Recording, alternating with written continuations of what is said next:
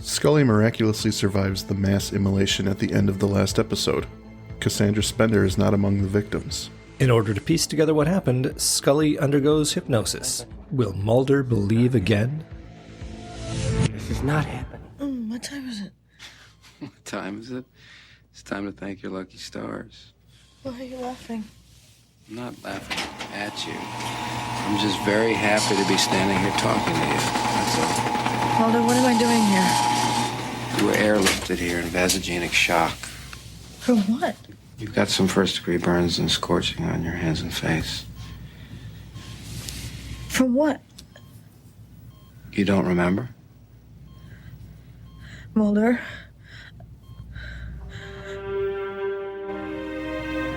Is any of this coming back to you? I was there? Well, doing what? I was hoping you were going to answer that question for me. You shouldn't be out. They didn't find her. She wasn't among the victims. They only found her wheelchair. I'm sorry. What were you doing with her? What was I doing with her? What makes you think we have anything to do with this? My mom's a cripple. She hasn't driven a car for I don't know how long. They found her wheelchair 130 miles from the hospital, where I'm now told Agent Scully was meeting with her privately. Look. No, you look. She's my mother. She's not some test subject of yours. Your mother will be found. All I want is for you to leave it alone. Is that too much to ask? Welcome back, everybody, to another episode of This Is Not Happening, another X-Files podcast. It's me, Andrew, joined by Mike. Hello. Tonight's episode is The Red and the Black, written by Chris Carter and Frank Spotnitz, directed by our man, Chris Carter. This is the 14th episode of Season 5. This is the sequel to Patient X. What do we think of this as a conclusion to Patient X? I think it works. I don't think it's quite as strong as the first part. That's not to say it's bad. It's unfortunate we don't get to see right now what happens to Cassandra. You know, they do a good job of leaving those questions open. Like, this is how we're going to move the story forward now. Now we're looking for someone. It's pushing that reversal of Mulder and Scully a little bit more too. So that's fun. Very much is. Well, I would agree with all that. I think... So it took me 3 times watching this episode before things started clicking. Like I did watch it when it first came out. I watched it last week and then I watched it again today. And around that point, I was like, okay, I get what's happening here. But I'm sure watching it in the moment, there was a lot of stuff that would floated by me because they pack a lot in. And generally, when it comes to mythology episodes, they hold their cards very close to their chest. They do not let a lot slip. Because that's where mystery keeps you is, coming right? back. Especially when it comes to the aliens. But so I think we should, Red and the Black, what is the good puns for this episode? We should color in within the lines this episode. Red and black are colors? No. Okay. We'll see. We should beat up ourselves black and blue going through this episode. I was thinking black and blue for some, but whatever. It works. So in our opening, we observe a lengthy close-up of a letter being written, being typed, seemingly one of many letters, from a father to a son on an electric typewriter. The letter's typing is intercut with a shot of a boy walking through a snowy, pine-filled forest, where he arrives at a cabin and accepts the completed letter to mail it off to the Federal Bureau of Investigation. There's no way that kid made it through Bureau. Well, he's Canadian, so he does know a thing about French spelling. So That's true. For the mysterious inhabitant of this cabin. The letter, as it's written, mentions several things, including the notion of a Navajo story of twin war gods coming to their father, seeking magic and weapons to eliminate the monsters of the world. But more ominously, the writer hopes to reconcile the differences between himself and his son. Cut to credits. I don't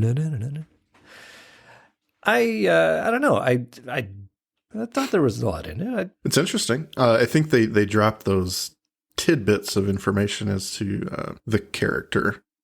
You saw Navajo at the beginning of his typing. Yeah. And that calls to mind certain people. Yeah, it really is. If you think about it for like half a second, I suppose you would get who this is. But who hasn't but at been the same in time, this show for 6 months? Would you have thought at the time that, he was coming back. I think it was a matter of time because the way they left it in Redux 2 is that, well, there was no body, but there was just so much blood that he has to be dead. There's no way they're not bringing him back. And if our listeners have not figured out, I don't know what you're doing listening to our show, but this is, of course, the return of the cigarette smoking man, William B. Davis, our man in Canada. But he has written a letter and he has sent it off to somebody at the FBI. And we get our credit sequence. Notable thing about the credit sequence, instead of "The truth is out there," the tagline for this episode is "Resist or serve." This is not the first time they have messed with the taglines in the episodes. This is the trend, right? And I guess the question is, when do they decide it's a good idea to change the tagline? Just when it suits them? Or I think usually, I believe it's for the most part, if not always, mythology. Yeah. I think when something big is going to happen, they change it. So they had Trust No One. Yeah. That was a Deep Throat thing. Yep. So we're getting some major drops, and when they change the tagline, it's usually that's okay. There's a plot point that has something to do with that. Yeah. Get ready because something's going to happen here. Mm-hmm. And probably a good time to mention the actual title of this episode. And it's not like you as the viewer see these titles. Like this is a very new thing where TV shows write down the titles and you see them as the viewer. They never did this for the X-Files. Mm-hmm. But the red and the black could either mean, it could refer, and this is from the production notes, refer to a book written by a French writer named Stendhal, where the red represents the army and the black represents the church. But more likely it's a reference to the movie The Adventures of Buckaroo Banzai, where a war on Earth takes place between two alien factions, the red and black Lectroids. I don't know why there's even a question as to what it's referring to, especially given the letter written at the beginning of this episode. Yeah, I think it's definitely Buckaroo Banzai. Yeah. So after our credit sequence, we return to the Ruskin Dam in Pennsylvania, and we continue directly where the Patient X episode left off. The alien abductees have assembled on a bridge to await the aliens, but encountered a fiery death instead. And at the end of that one, we cut to black to be continued, hearing the sounds of screaming and burning. And now it's some time has passed. I think it's the next morning, and a helicopter is flying over the dam. We see numerous charred bodies, including our man, Quiet Willie. No! Let us say a quiet prayer for Quiet Willie. And actually, I don't think we should say anything. It's true. We should just observe a moment of silence, right? To everyone look through your scopes at the casket. That's right. Well, Mulder arrives in his K car. He rushes into the scene. He's surveying the bodies grimly. He knows that Scully is in this mess somewhere, and it does not look good. And we get the fake out of him seeing a red head being zipped up into a body bag. But as we get closer, we see it's not, in fact, Scully. Skinner arrives, letting Mulder know Scully's alive. She's being tended to by medics, and it turns out that Scully and 50 other survivors ran to the woods, avoiding the carnage with only minor burns. Scully is medevaced to the hospital, with Skinner asking Mulder, "What happened here?" And in the distance, we see Agent Spender arriving, looking for his mother. But Cassandra Spender is nowhere to be found. The mystery is delving pretty well. This is a nice little open. I don't think there would be any real doubt that Scully didn't survive. No. I don't think they're about to write out Gillian Anderson. It's about time. It's right before the movie. That's right. Get rid That's of one of when our they're gonna main write it out. characters. Yep. But maybe the movie is set before the TV series, eh? Maybe this is a fake out. Could be. We'll find out, listeners. That's right. I have never seen this movie. I saw it. I don't really remember it, so I'm looking forward to it. I saw it in the theater. You can lead it then, and tell us all about it. That's right, ladies and gentlemen. In another hospital, a doctor and the well-manicured man are examining Marita Covarrubias. Despite several injections, Marita's condition is not improving. Lifting up her eyelid, we see the ominous black oil, and the members of the syndicate looking on from above do not look thrilled with this news. Doesn't look good for Our Lady. They're very straight-faced at all times. Even when they're angry. They're never happy. You never see them on a good day. No, Never see it's them, always smoking just cigars and cheering, right? flatline. I would have loved to see like the what do they call them, the first elder with like a little bag of popcorn. Like a birthday party, right? That's right. It's We've all- well manicured man's 80,000th birthday. We're here, gathered in prayer to bolster the spirits of Miss Covarrubias. It's a little prayer circle. So it is worth noting that this is what happens to Marita, because at the end of the last episode, she just kind of disappears because of Alexei. Dimitri? Did I say? Yeah, at the phone booth. Yeah. Dimitri. yeah. Why did I say? Whatever. Whatever. He's It's Russian. Yeah, the Dimitri. It's one of the Alexei, they're two, all the really. I same. mean, That's like the one time in like 30 episodes we've done that you actually dropped a major mistake. So that's awesome. This is the result, right? He's passed on, and he also, I think we find out pretty shortly, he died on the they dam show as a well. quick shot of him as There's a Mulder passing, enters the yeah. tent. Wouldn't they? And I mean no offense, and I can cut this if it comes out that way, but wouldn't they burn worse with all the vodka? Oh yeah, there's no way that's offensive. You're just assuming that all Russians are alcoholics, soused in vodka. I didn't say alcoholics. I said That is vodka. just in the water. Okay, It's just what they like to do. Valued listeners, I appreciate your comments on this point. Would Russians burn more readily? Cut. Okay. So we cut over to Washington Memorial Hospital. We had a lot of hospital visits in this episode early on. Yeah. And it's Mulder entering Scully's room. He's doing an inappropriate hair touch-up as he arrives into her room. And, this is par for the course, really, when it comes to them. And she wakes up. She's a little bit shocked. She asks what time it is, and he gives a little giggle. Is that what you're really worried about? But then she doesn't remember what had all happened. And you can tell that Mulder was really hoping that she had some answers here because... Please? Yeah. Anything? Really? Anything?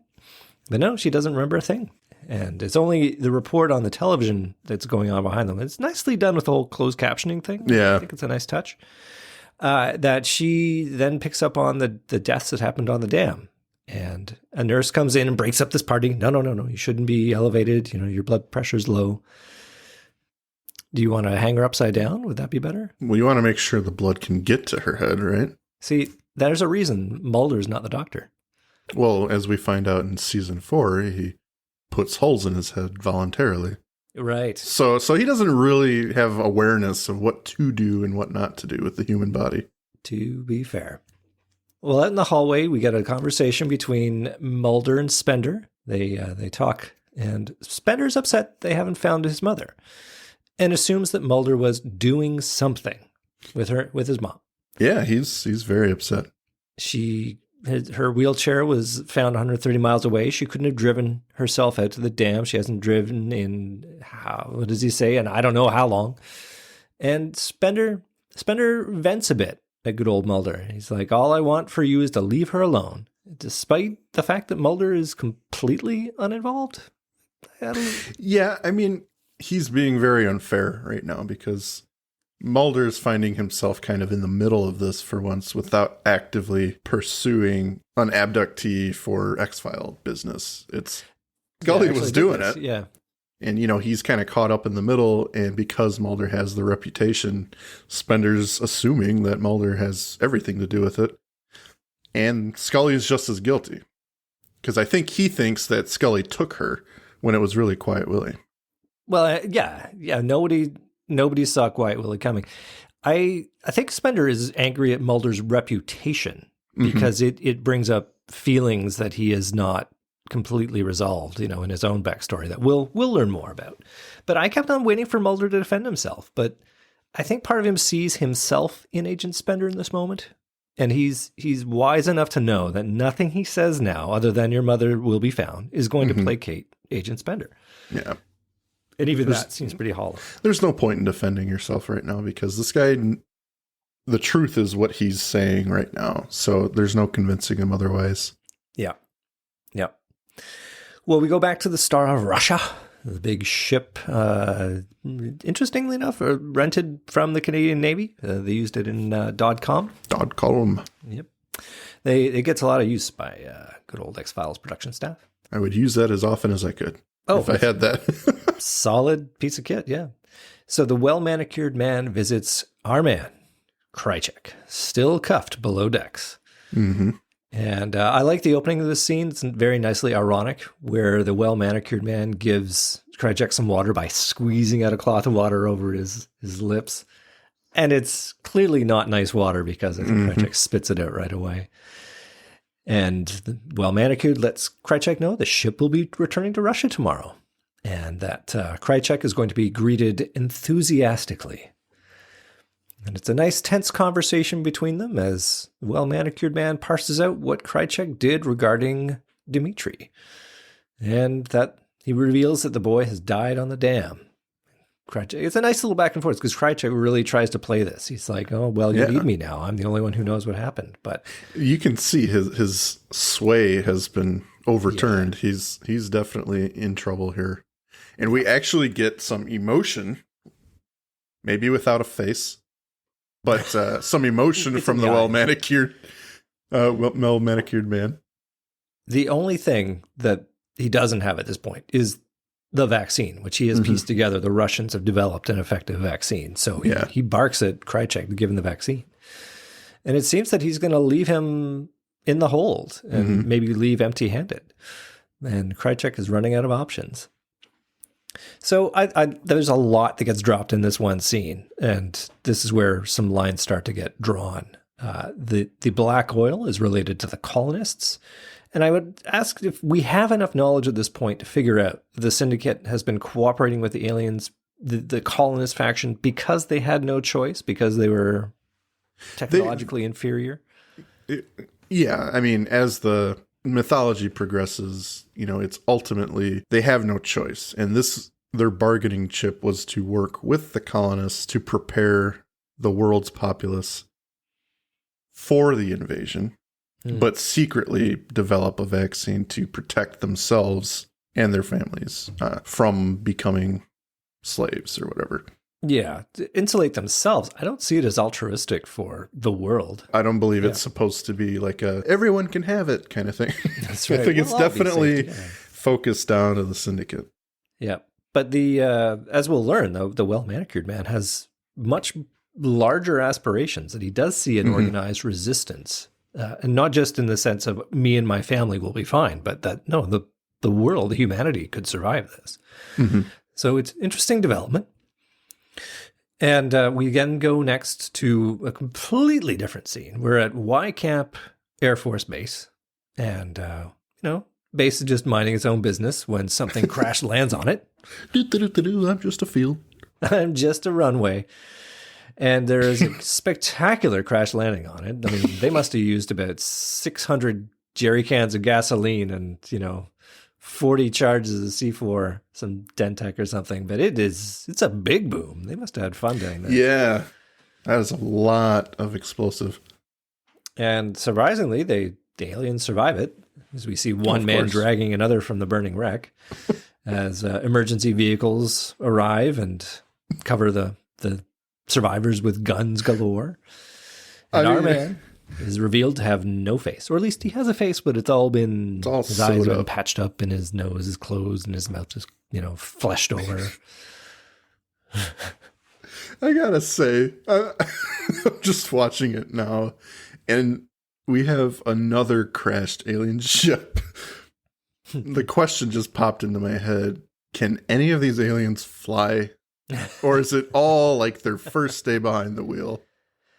Doesn't matter what race you are. I'm going to... Okay. Yes, it could be that. It could be there was a third pilot and it was her first day. Oh. You guys want to see something cool? Next scene is the explosion in the field. Hold my alien beer. Oh, it's one of those days. All right. Yeah. I'd like to think that they were shot down by the other alien race. That's why this happened. That's likely. It's funny. Or Iraqi Maverick. Oh. Yes. I think he shot him down. This guy has like two That guy flying is a saucers crack shot. stenciled on his plane now. It's possible. So yeah, he's captured. He's not going anywhere. And we cut back to Scully at the hospital. I think we're after the commercial at this point. And she's looking at photos. She's, Mulder's trying to figure out if she can recall what happened, trying to prompt some memories. And she's not able to recall the events on Ruskin Dam. But Mulder reveals that none of the other survivors can recall the events either. So, no harm, no foul. But he's obviously ticked that you were there and you can't remember this. He's a little disappointed. Yeah, with his eyes, he's not happy. He figures like, you were there, you saw this, and what happened? Come on, Scully, throw me a bone. That's right. Why is it whenever something happens to you, you just forget? He just unloads on her. You're just being that one. I was abducted. I was burned alive. Whatever. Just answer the question, Scully. Just make something up. That's all I need. Make something up. Put some effort into this. Well, Mulder reveals that there were implants in all the survivors, which can only explain what happened. That's why they were drawn to the dam, but that there are no other answers. And he goes down the rabbit hole a bit on this one. He questions who made this chip. And, remember, they found this in a government installation, and he goes on to recall the plot for the audience. And yeah, he drops a bit of exposition on this, who made this chip? It was implanted in your neck as part of the secret military project, and we know all this has happened to you. It all points to the chip, and the truth is in you. He's very much interested in finding out what it's about, and she's just wanting to continue living. Because, if you take it out again, she's going to develop cancer. Yeah, but it's, when was the last time we dealt with that, right? Her life and death scenario with that chip, that's a whole season ago. That's not too far away, but it's a bunch of episodes. They've done a lot of stuff in between then and now. And you wouldn't think that she'd be scratching in her neck at all, or, mentioning it in passing conversation. Hey, you remember that chick that's in the back of my neck? Did you ever hear back from Danny about what he's been looking into for that? What do you think Mulder's point here is? I know he's talking about the chip and who made it. Do you think this is like revelatory information to him? Because he's always suspected the military. Mm-hmm. So what is he trying to prove here? Is he just trying to just say for sure? What difference is it going to make? I think it's a weird conversation in general. Simply, it feels like it's more for the audience than it is between the two of them. It does get to a place that makes sense because it continues the role reversal between Scully and Mulder. She believes now, and Mulder doesn't. And Scully needs to know more about what happened to her before she can follow Mulder down this path that he's articulating. He's basically saying that this is all a hoax, it's all a conspiracy. He as much as says to Skinner later on, he thinks that this was the government continuing its hoax. Yeah. And she's been implanted with the false memories. They have had experience with that. So, he's saying that's what happened, but yet she has no proof of that. She has, no memory of it. So she needs to know what's going on. And it's clearly leading to this idea that, well, there is this technique that we can use to pull out some memories. And I have done this. Just a coincidence that we brought in the doctor who can do this just last episode. We can go and see him. Yeah, it's almost like we knew this was going to happen. I know someone who could help you. He's done really good work for me, which I no longer believe, by the way. But he's good at it. But if you need a memory, he will give you one. I think that the value, though, that Mulder gets out of this is I can get you back in the game, because what you need is something to recharge you, to answer these questions, to recover your own memories, even if it's not necessarily true, because there is a sadness in him after, like, we'll talk about that scene, but at the end of that scene, there's a sadness that he doesn't believe that this is real, that this has been implanted into her, but at least they can make that happen. And it's a cool scene. Yeah. So that's going to happen soon, but not yet, because we cut back to the well-dressed members of the syndicate reviewing a photo of the faceless alien from the crash site.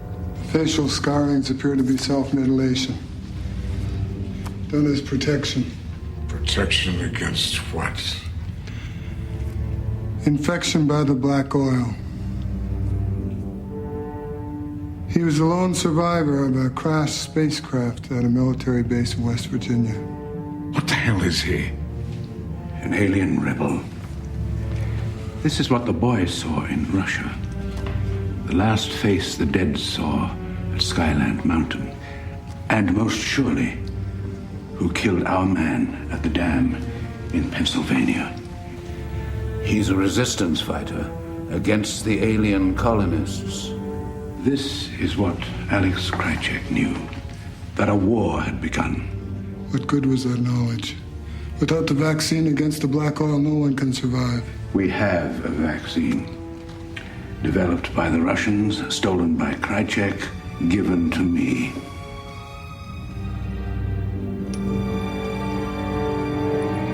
You see what this means? Resistance is possible. We have the weapons and the magic in hand. We don't know the vaccine works. It will. And if it doesn't, we have a new alliance to be made. Side with the resistance. Suicide. They'll squash us as they do them. We must turn the rebel over. But first, wait till we know the vaccine works. How do the aliens see, drink, eat, hear? I mean, I guess sensory perception. It's an alien thing, or breathe. Maybe they don't have to do any of that. Is maybe a thing. It's a good question. So Dimitri is possessed by the black oil. Mm-hmm. These aliens are not, because they're protecting themselves from the black oil. I think we just have to buy it. Suspend your disbelief.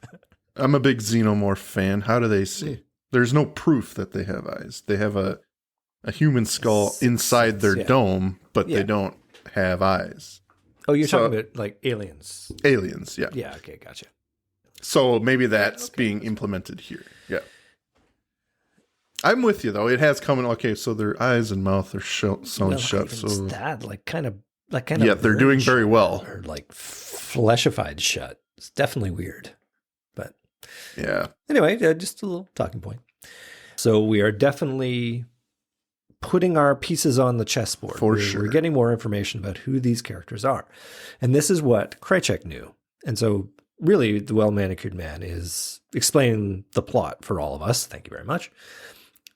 He has gotten the Russian vaccine as well, leading us to believe that now Krycek is totally off the board because, he had nothing left. He's got no cards. Last card. And now they're going to test the vaccine on Marita. And if it does work, then they are in. They've got a resistance here. They could make an alliance with these rebels against the colonists, and they could defend the Earth. They could actually resist against this impossible force that is the alien colonists. He doesn't say any of that. This is me kind of drawing it out, teasing it out for all of us here. Mm-hmm. But he does encounter some reasonable pushback from the other syndicate members. This may not work. If we try and fight now, they're just going to kill us all. I think that's kind of what the first elder is kind of getting at. He's a pussy. Yep. I don't think this will work. He never does. He's always the voice of negativity. I'm a little sad right now. I lost my best friend. That's right. Quiet Willie. We used to go to ball games together. We used to watch the races ominously at separate seats. That's right. That's right. Yeah, he sat like 10 rows away or something. We can't be seen together. So we go now to Dr. Werber's office, and Scully is indeed going to get memory regressed. Whatever this technique is that's worked for Mulder.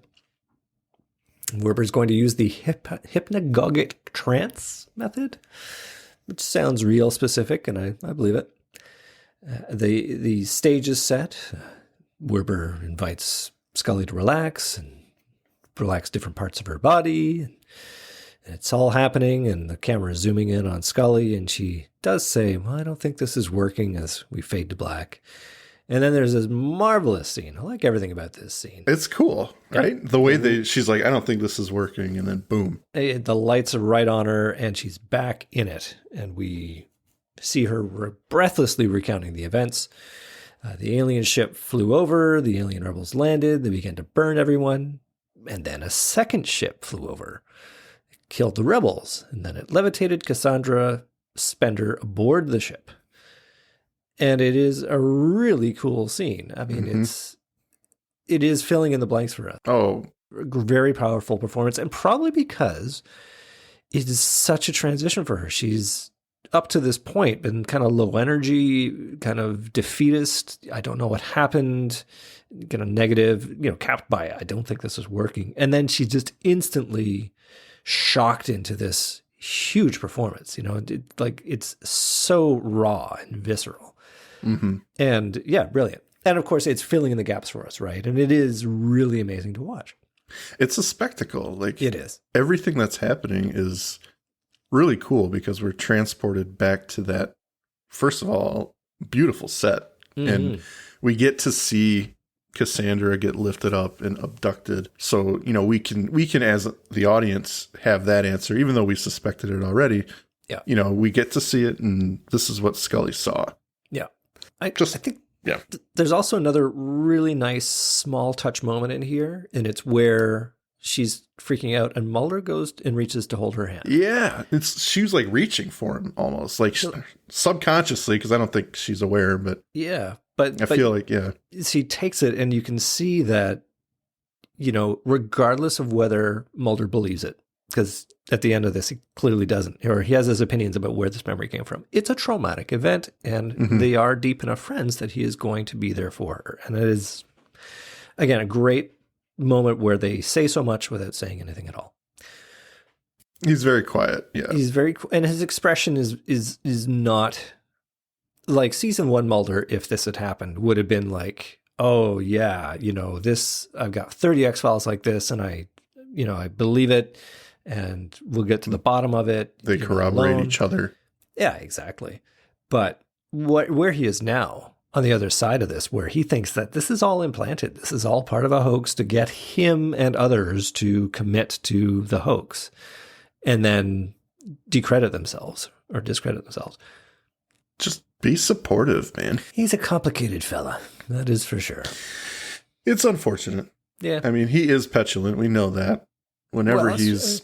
For, I would argue, good reason. I mean, he's been messed with on a variety of levels here. It's just sad that Scully, she's in the wake of his complicated feelings, right? Like, he's so bipolar in a way because, of course, when it's like she's dead, he freaks out and is moving heaven and earth to find her, make sure she's fine, being all super relieved that she's fine. But then the minute he doesn't sort of subscribe to his narrative, he sort of leaves her on the reservation and is not supportive. All that good feeling kind of goes away.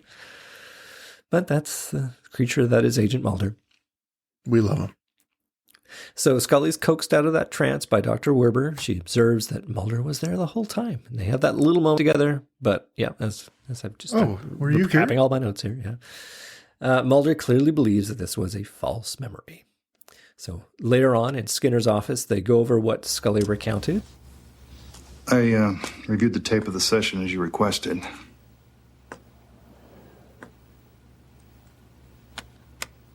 I have to say I wasn't prepared for what I heard on this. No, sir. Neither was I. Agent Mulder? I'm familiar with the regression process in Dr. Verber's work. I've heard hundreds of those types of abduction scenarios. But what do you make of this one? The imagery is startling, but not atypical. Bright lights, weightlessness, stolen memory, lost time, expressed as a close encounter, an abduction, religious rapture as a kind of dark night of the soul. Expressed? Described and then interpreted into a linear narrative, a gestalt impression of a subjective, nonlinear experience. And your interpretation? That Agent Scully witnessed a very powerful event. Not unlike the one I described on my regression tape, of the false memory of my sister's abduction. Agent Scully? I've listened to the tape several times, and I don't have a clear recollection of what I hear myself saying. But I also don't see any reason why I'd be saying it. I've got a problem. The problem is I have to head up the investigation into this incident. I don't have the luxury of interpretation. I have to make a report. And that report must state a reason or cite a fact or at least make an assumption. As I sit here right now, I'm unable to do that. I need to know what happened. It was staged. To test a classified military project or to cover it up. Then what I want to know happened to Cassandra Spender. Cassandra Spender was taken aboard a military aircraft as part of the staging. Over the past 5 years, I've doubted you, only to be persuaded by the power of your belief in extraterrestrial phenomena. And I'm doubting you now, not because of that belief, but because extraterrestrial phenomena is frankly the more plausible explanation. Then I suggest you put that in your report. It's like, okay, great. I have no one to turn to. Yeah. That's what Mulder is going for here. Mulder Great. throws out that maybe you need to put that in your report. He petulantly takes off again. It must be frustrating. I get it. Like, oh my God, yeah. I mean, he's been fighting tooth and nail for 4 years to get someone to believe, his closest friends, and now they do, but it comes at the time when he has been shown a different path, and now he believes that. Yeah. So it's he's always putting on the fence. outside. Yeah. Yeah. First, he tries to get the world believing in it. Yeah. His problem is that he believes things without all the proof. Like that, this is his superpower. Is he's able to posit the plot, and he will do that for the audience so that it can make sense for us. But he's often there before there's any actual evidence. He says, "Well, it must have been." I'm thinking Kill Switch. Tell me about this AI that's clearly responsible. And it's like, where did you even get that? So, like, this is his thing: is he's able to sort of put the puzzle pieces together before there is enough evidence. And I think that is also his flaw. And we see it here because all the evidence points to alien intervention. And yet Mulder is at a place of, it's not real, and I have my feelings and some notion of why that is the case. So yeah, it's gotta be tough for him. He's the Cassandra. I mean, ironic that there is a character in this episode named Cassandra who sees the truth, but nobody will believe him. And that is a tough cross to bear. Mm-hmm. So we then check in with the syndicate, and unfortunately for the well-manicured man, the vaccine is not working. You see the black oil is still in Marita Gorovubius's eyes. Well-manicured man wants to give it more time. The first elder, though, he's going to hand over that alien rebel to the colonists, I guess as a sign of cooperation. And much to the chagrin of the well-manicured man, who obviously sees the rebel as their trump card, this is already done, he says. It's already happening. Mm-hmm. I think there's some significant glances at this point. But so we go back to Mulder's office, and we see that Spender is down there. He's waxing on about how he always heard about this place. Oh, it is in the basement. And Scully comes in. They have a conversation. And Spender's aware that Scully's had this regression therapy and wants to know about Scully's visit with Spender's mother. At which point, Spender goes on to play a video of himself as a child, recounting an alien visitation, which he then explains was complete fiction. Cassandra's told him the story so many times, he came to believe it. Spender thinks that Werber's process is bogus, that he's dangerous, and that Scully should question what came of it. Scully counters, well, I don't have a mother feeding me abduction stories, but then Spender comes back saying, well, Mulder's told you enough of his own stories, and that Scully shouldn't let herself be used.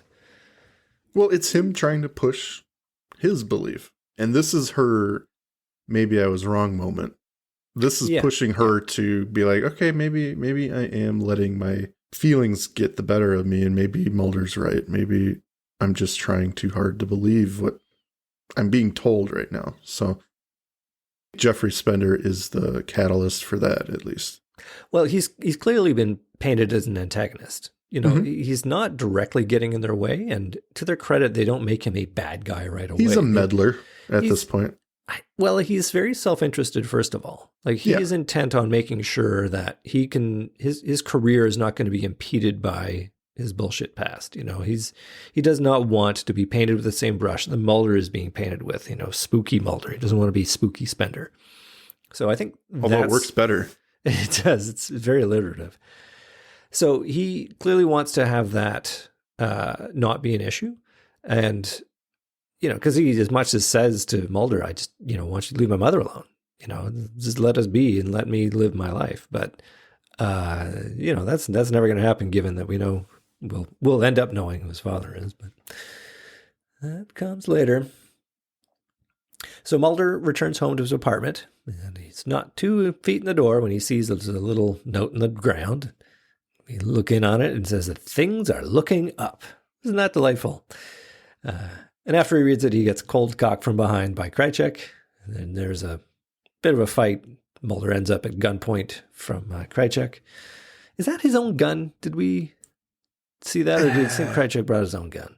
I don't think I noticed which gun he's using. I would imagine Krychek brought a gun, but it's all dark and flurry. So yeah, you can't tell. Know. Yeah. Did Krychek ram his head into the corner of the coffee table? Jesus.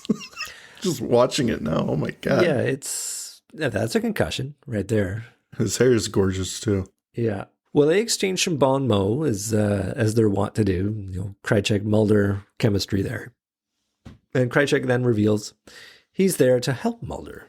He then goes on to relay a bit of a plot dump there that there's a planned invasion by an extraterrestrial race. Mulder does not buy any of it. Laughs. This is season 5 Mulder, where he is beyond these hoaxes that are being perpetrated here. Krychek goes on to relate that there is a resistance to this plan of colonization, and Krychek was sent by a man who supports it. I'm guessing this is the well-manicured man. Clearly let Krychek go to enlist Mulder, now that he knows that the resistance fighter is going to be turned over by the First Elder. Yeah. So there is a rebel being held captive, and if he dies, so will the resistance. And then with a good old kiss on the cheek, leaving Mulder his gun, Krychek leaves Mulder to his thoughts. We got any thoughts on our cheek kissing action there? Do you think that would have raised some wood somewhere? Yep. I think it's a Krychek thing. We see what's happening here is they're both of our protagonists are being swayed by outside forces. Mm-hmm. And now they're both going to kind of waver on their beliefs. And that's kind of the culmination of these two scenes. The one with Scully and Spender, and now Mulder and Krychek. And Krychek's trying to push Mulder to stop being head up your ass, Mulder, or we're going to go the way of the dinosaur. It's interesting that we've got Krychek pushing Mulder to be season 1 Mulder and Spender pushing Scully to be season 1 Scully. Mm-hmm. Is that fair assessment? That's essentially what's going on, yeah. Yeah, and ultimately they kind of succeed, although I think more in Krychek to Mulder's case than Spender to Scully. I don't think Scully turns into logical, this is all bullshit. No. So we go back to the Air Force Base, and our friend Brian Thompson makes a return appearance. This is the original alien bounty hunter from season 4. He hops the fence and runs inside to do something nasty and vulgar to the resistance fighter. Wonderful dude. Yeah.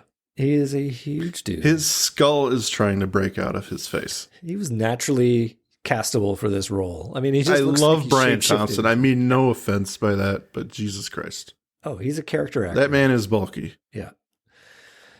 After the commercial, Scully comes to visit Mulder at his apartment, and he is lights still off. He's sitting there thinking, I think he is nursing his concussion. That is what he's doing when he says he's just thinking about his curveball, all those things. He got beaned. He needs a little chance to recover. So, and maybe that kiss also, gave him a little something to think about, right? Who am I? Have I been living my life wrong? And it seems that both Scully and Mulder have been doing can't go wrong. I'm sorry, keep going. He's got it made regardless, right? So Scully and Mulder have both been doing some reconsidering about the things they believe. Mulder ends up showing Scully the note, and on the opposite side of the things are looking up note, the note continues with Y Camp Air Force Base. It's the next puzzle piece, and obviously it's enough for our dynamic duo to drive on over. And at the Air Force Base, Mulder tries to use his badge to enter. This is a nice little change. He doesn't, phone a friend to get a security pass and all the usual shenanigans. I guess they couldn't afford the lone gunman for this episode. He begins to concoct a story to the gate guard about how there's been a leak and people need assistance inside. You kind of you see like he's considering driving through and burning in and, he's going to do the rescue this way. He's good boy, Mulder. Yeah. He would have if the truck hadn't come through and Scully recognized the driver as somebody who has done this before. And so that's enough to make him rethink this whole plot. And we see in the security post, the guard is being instructed to arrest the duo. They got no authority here. Arrest them immediately. But when he comes back out, we see that Mulder has left his car and he's getting into that truck that's departing. Yeah. Scully, of course, is left to take the blame. Is going to get marched off to the brig. She's the good one. She's Not going to mess with the system. She's the They got decoy. guns. She knows what she's doing. Well, she even says he's well within his jurisdiction. She's like, I want to apologize for my friend. He's a douche. He's an idiot. My hands are up. I am Go after him. cooperating. Why are you beating me? So in the cargo section of the truck, we see Mulder searching around, and he immediately finds this sort of heavy steel cell that's got a nasty-looking door in it. And indeed, when he looks in it, it's got our faceless alien resistance fighter inside. And the truck then comes to a halt. The driver transforms into Brian Thompson, alien bounty hunter, which I think would be a pretty great show. But it has to be Brian Thompson. It can't be a fake It can't name. be anyone else. Brian Thompson, alien bounty hunter. Sort of a side story to The Mandalorian. You know, he's flying around in a spaceship collecting bounties. I think that'd be pretty. Okay, we're going to move on. Let's do it. So he slowly walks around and he pulls himself up into the cargo section of the truck. But Mulder's gone. It's all empty in there. Where's Mulder? I'm guessing he's hiding behind that cell. It's the only place he can really hide, right? And he think walks up to the cell, and the two aliens lock eyes, or eye sockets and eyes. And then we get the familiar snick of the alien weapon. It's been a while since we've seen this little tchotchke. And we know it's curtains for our resistance fighter and the resistance as a whole. It's curtains. We hear a rumbling in the distance, and lights from above illuminate the truck. And then we see Mulder hiding behind it, and a third alien enters from the blinding light through that entrance into the truck, which leads to a confrontation in the making. But then Mulder emerges with his gun, shouting, "Roar!" in that classic slow-mo way. And then he fires, and it cuts to black. And I don't know. What do you think about this? Do you think that firing would have done anything? Was this useful? No. I mean, we know in the past that if you shoot these guys, they bleed gaseous goo that just kills you. So, not smart, Mulder. Don't you watch your own show? You got nothing better to do. This is your only option. Yeah, true enough. So, before we move on, who or what is in the light? What alien is this that's coming in? Well, they want you to believe it's the resistance that have come to save their buddy. Yeah. I think that's as obvious as it can be at this point, because they have the baton. Yeah. And they're rescuing their friend, and Brian Thompson, alien bounty hunter, is confused. He is. But they both seem to be confused at Mulder's appearance, right? That they both seem to look at him and they maybe have a hands-up moment like, oh, shit, he's got a gun. I don't think they did their alien x-ray beforehand. Hey, there's a human in here.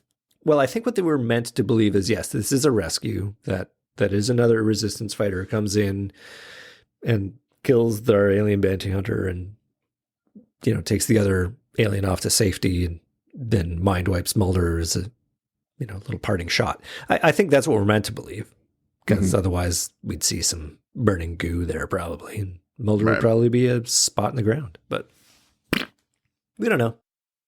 We cut back to Marita in the operating theater, whose eyes are now clear of the black oil. That's this is what Act 3, her recovery. The climax, I guess? The curtain comes down. It's just, yeah, that's right. Roses get thrown onto Marita.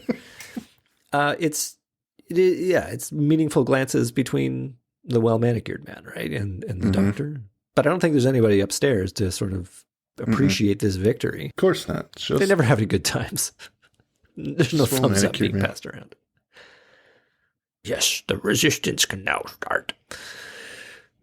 Well, we cut back to Mulder now, who's alone and confused in the truck, and sort of pops himself out with, there's some military personnel that come in there and help him down. It's a lot lower pace now. They're not all like, whoa, whoa, whoa, and cuffing him and stuff.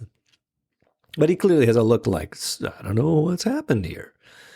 He's escorted back to Scully. They're thrown into the squad car, and he reveals he has no memory of what just happened. Hey, Scully. That's right. Why don't you ever remember anything, Mulder? We're going to go talk to Dr. Werber. So, classic X-Files, right? Like, they do everything, and then whatever resolution you could take away from this is pulled away forcefully. The notes are burned, all the evidence is gone, the bodies are disappeared. So you're kind of left with nothing. But that is a very X-Files thing to do. Yeah. But so it's good for us, the audience. You know, we have learned a lot. Mm-hmm. Now we're back for our denouement. We're in Skinner's office, and Skinner is meeting with Agent Spender. It's not actually meeting with Mulder and Scully, who are probably in a brig somewhere waiting for their lawyer, their free phone call. Got to spend the weekend in a lockup somewhere. Danny, attorney at law. Saul Goodman. That's who you call. So Skinner relates that there's been no news about Cassandra. Mulder has opened an X-file in relation to the case, so I guess Mulder is back now. And Skinner goes on to say that none of this is reflected badly on Spender, that he has a patron outside this office who's looking out for him, someone with a high level of influence. Who could that be? Who could that be? Yeah. Well, we're going to find out soon enough, because as Spender is leaving, he receives the letter from our opening from North Hatley, Quebec, which in the middle of winter, I can assure you, is indeed a snowy place. Nah. Our child messenger is returning to the cabin with the letter, which is marked as return to sender. Burn. Sorry, mister. He's the producer's kid, so I don't think he got paid squat for this acting role. You did fine, Johnny. He did fine. His career ends where it began, right here at the door. Yeah, close, Mike. His name is Jack. The producer's name is John. Yep. It's okay, Jackie. Yeah. The camera pans up to show it is indeed the cigarette-smoking man, smoking a cigarette, very much alive. And with that, we fade out to black, roll credits. You don't think he would be opening this letter at some point? He's returning it because of that, but he doesn't know his dad, number one. And it's probably one of those situations, I would imagine, where he was never around so that he hates him inherently. Well, it is spelled out in the episode. Because when he's relating it to Scully, that the whole alien story was a substitute for his father walking out on them. Mm-hmm.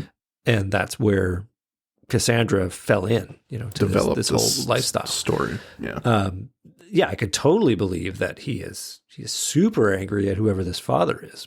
So I think he's probably opened up one of these letters and said, I want nothing to do with this guy. And I'm just going to return to sender any letter that comes from North Hatley, Quebec. This guy again.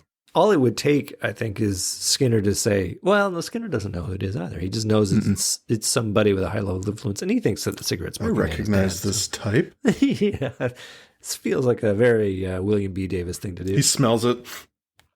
Oh, reeks of cigarettes. My God, yeah.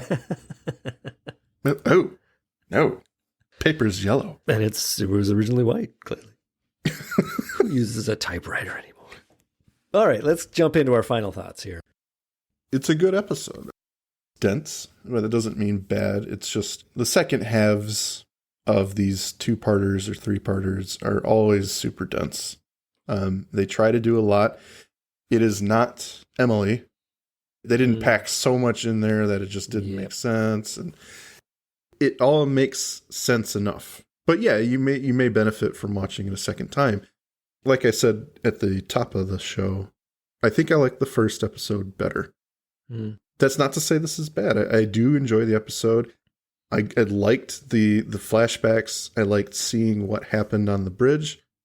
And I liked seeing kind of that the agents were kind of taking their separate ways and people were trying to influence them in their own ways. That was kind of interesting to me. It was compelling. Can Krycek turn Mulder, and can Spender turn Scully? You can see the game being played. Mm-hmm. They're never going to be on the same page. Yeah. So it's fun to watch. And I did like that well-manicured man was taking his own steps to maybe move the resistance further. And that was compelling for me. Well-crafted episode. A good amount of action, some revelations, some puzzle pieces are being given to us to just put things together. I think there are two elements that fail for me, which is probably why it's good but not amazing. And the first is I really can't figure out what Spender's doing there. He's cast as an antagonist, but really he doesn't do anything other than say, stay away from me. He's a plot point that isn't really useful. Like, at least with Krycek, he's there to do something. He's there to put Mulder back on the board to get something done. You'd argue, why doesn't Krycek go and save this resistance fighter? Why does he need Mulder to do it, other than I guess he's got to go lay low because people don't like him anymore. But and maybe And he's a coward. yeah, he's ultimately a coward, but maybe he knows Mulder can do this in a way that he can't. So I guess I could be okay with that. But with Spender, he's kind of a non-character for me, and that it's just annoying to watch him go in there and mope about. Yeah, we learn a bit more about him, but I'm just not interested, right? Mm-hmm. So, and the other thing is that he's angry at season 1 Mulder. And we know that Mulder's not there. And all you need is Mulder just to sit there and say, chill out, dude. I am not that guy. And let me tell you about how I'm not that guy anymore. This should be a balm to the thing that ails you. But yet, Spender's just determined to be the antagonist. And I didn't really buy that particular bit of writing. Plot demands that he's an antagonist. So there you go. Mm-hmm. Obviously, the reveal of the cigarette smoking man at the end, it's a big deal. Probably make half the X-Files fans cheer and the other half roll their eyes. What does it take to kill this guy? But, he's just such a good villain. I'm glad to see him back. Oh, yeah. The Gillian Anderson's performance there with the flashback and that whole scene is just so good. And that's the episode for me. I think they probably built it around that. Probably built a 2-parter around that, actually, because it's a really stunning scene. Do you think Chris Carter directed this episode so he could be in the room for that? Oh, interesting. Oh, I see. But more for what you're saying. Yeah. Yeah, sure. Yeah, definitely. I'm just fucking. I'm sorry. We can cut that. I forget what I was going to say. I'm sorry. No, it's, the other failing for the episode is the sort of final action scene with Mulder going to rescue the alien resistance fighter. I mean, it's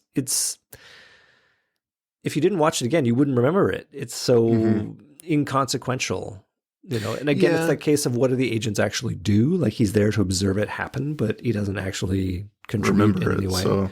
Yeah, he doesn't remember it, and he didn't do anything other than shoot his little gunny gun, and it didn't do anything. So yeah, it really didn't do anything. Now that you mention it, it's just kind of there. It's a cop out, and I wish that they didn't continue to write these kind of sequences where it's like the guy wakes up in the. It was just a dream. That whole thing that just happened. Yeah, exactly. It's the X-Files equivalent of that. We've gone through this sequence and then it's taken away from you. And it's like, you could have done any other thing. He could have been the guy who opened the door to let the resistance fighter out, and then they could have their fight, which could have been interesting. But, he does nothing but appear, shout no, and then fade to black. So it's just a very non-memorable scene. And it's like, why have it? Agreed. Well, there you go. Any listener comments or no? I don't think we asked for it. I don't think we asked. Yeah. Okay. That's fair. Joe from Poughkeepsie writes, I loved this episode and I love what you guys do with the podcast. Keep it up. Your friend, by the way, where can I send you $1 million? www. Yeah, that's right. All right. I think that does it for us here on this episode. Thank you all for listening. Thanks for listening. Thank you for listening to today's episode. If you liked what you heard, please rate and review on your podcast app of choice. Andrew and I would be eternally grateful to you fine people for helping us expand and get the word out. Also, we've got a killer group on Facebook. Feel free to join in on the discussion at facebook.com/groups/thisisnothappeningpod and become an official member of the syndicate. We do polls and we have questions for every episode to give you guys the opportunity to chime in and possibly let your voice be heard on our recordings. And please join us on our new Twitter at tinhxfilespod, no dash, to stay up to date on everything, moment to moment. Thank you, and remember, don't stop swimming. It's that time, everyone, the Magus Media Production sales pitch. Please check out our homepage at magusmediaproductions.net so you can stay up to date on all of our shows. Check out our Facebook group, facebook.com/groups/magusmediaproductions, both of which have our Discord link on it, where you can join us for live shows as we record them for future release. At Magus Media Prods on X, our Patreon, patreon.com/magusmedia, where a $5 donation will help us keep the lights on and bringing you new content, and you get some stickers. Thank you for your consideration and support.